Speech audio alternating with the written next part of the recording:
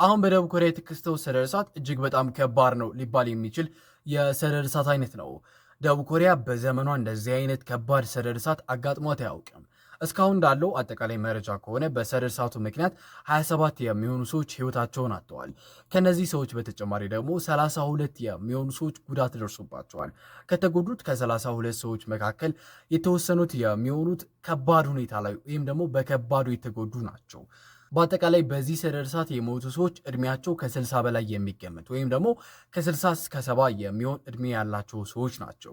እስካሁን እንዳለው መረጃ ከሆነ ትክክለኛ የዚህ ሰደድ እሳት መነሻ ምክንያትና የተነሳበት ቦታ ግልጽ ባይደረግም ግን ደግሞ እስካሁን እንዳለው መረጃ ከሆነ ተነስቶበታል ተብሎ የሚታሰበው ቦታ በደቡብ ምስራቅ በምትገኘው በሳንቾይክ ከተማ ከሳምንታት በፊት ነበረ።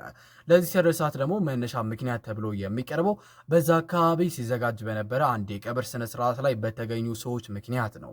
እሳቱ ከተከሰተ በኋላ እጅግ በጣም ሰፍቶ አሁን ያለበት ደረጃ ደርሷል። ለዚህ ደግሞ ምክንያት ተብሎ የሚቀርበው አካባቢው የነበረበት ደረቃማ ሁኔታ ነው። ከዚህ በተጨማሪ ደግሞ በአካባቢው የነበረ ንፋስ ነው። ያው እንደምናስታውሰው ከወራት በፊት በአሜሪካ ሎስ አንጀለስ ሰደድ እሳት ተከስቶ ነበረ። ለዛ ሰደድ እሳት ደግሞ ዋነኛ መስፋፊያ ምክንያት ሆኖ የነበረው በአካባቢው የነበረ ንፋስ ነው። ልክ እንደዛው አሁንም በደቡብ ኮሪያ ለተከሰተው ሰደድ እሳት ዋነኛ መስፋፊያ ምክንያት ዋነኛ እንደዚህ ከባድ እንዲሆን ያደረገበት ምክንያት ንፋስ ነው። ያው ንፋስ ከአንድ ቦታ እሳቶችን እየወሰደ ወይም ደግሞ በንፋስ ምክንያት እሳቶቹ እየተነሱ ወደ ሌላ ቦታ እየሄዱ በጣም እንደዚህ እንዲሰራጭና በጣም ከባድ እንዲሆን አድርጎታል።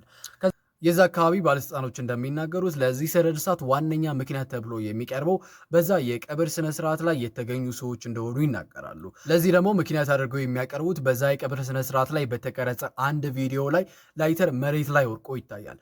ቪዲዮውን ፈልጌው ነበር ግን አጣሁት እና ለዚህ ሁሉ የሰደድ እሳት ምክንያት ያች ላይተር ናት እያሉን ነው። ኖውስ ሊሆን ይችላል። እሳቱ እጅግ በጣም ሰፍቶ አሁን ላይ 35810 ሄክታር የሚሆንን መሬት አቃጥሏል። እና ደግሞ እሳቱ በጣም እየሰፋ ስለሆነ በዛ አካባቢ የሚገኙ ቤተ መቅደሶች፣ የተለያዩ ቅርሶች አሉ እና እነዛ ቅርሶችን የማሸሽ ስራ እየተሰራ እንደሆነ ባለስልጣኖች ተናግረዋል። ከዚህ በተጨማሪ ደግሞ በዩኔስኮ የተመዘገቡ 2 ትልልቅ ቅርሶች እዛው እሳቱ በተከሰተበት አካባቢ ይገኛሉ። እሳቱ እስካሁን ጎንሳ ቴምፕል ወይም ደግሞ ጎሳ ቤተ መቅደስ ተብሎ የሚጠራውን እጅግ በጣም ታሪካዊ የሆነ ወይም በደቡብ ኮሪያ እጅግ በጣም ታሪክ ያለውን ቤተ መቅደስን ሙሉ ለሙሉ አውድሞታል። ይሄ ቤተ መቅደስ እንግዲህ በ618 ኤዲ የተገነባ ነው ተብሎ ይታሰባል። ይሄ ማለት ደግሞ ማለት እንደሆነ ታውቃላችሁ? ከ1000 ዓመት በላይ ያስቆጠረ ቤተ መቅደስ ነው ሙሉ ለሙሉ በዚህ በላይተር ምክንያት ውድም ያለው። Can you believe this? ለዛሬ ያለኝ ይሄ ነው። እጅግ በጣም ትንሽ ቪዲዮ እንደሆነ አውቃለሁ። ነገ ደግሞ በሌላ ቪዲዮ ተመልሰን እንገናኛለን። ሰላም ሁኑ።